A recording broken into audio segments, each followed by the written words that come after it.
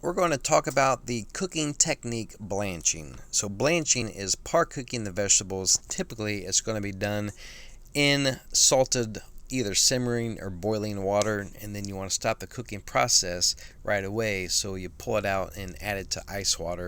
We blanch because if we're going to have a whole bunch of food that we want to cook at the same time, blanching helps speed up the cooking process. So possibly you blanch before you roast, possibly you blanch before you saute. And in the terms of cauliflower or broccoli, both of those are firm vegetables.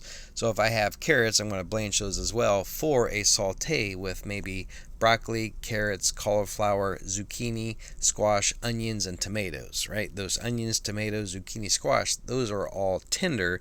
They don't need blanch. They'll be fine sauteing just as is. But if we add all of those firm and soft vegetables together as we blanch, you're going to find that the zucchini squash will be overcooked, kind of mushing before the broccoli and cauliflower get done. So blanching just speeds up the cooking process and allows a combination of vegetables to cook at the same rate.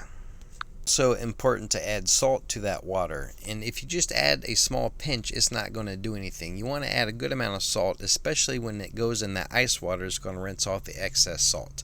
And then you saw the finger shaking no with the green vegetables. If they're cooked with a lid on, they turn more of an olive green, if not kind of more of a brownish. So keep those uncovered as blanching. Peace.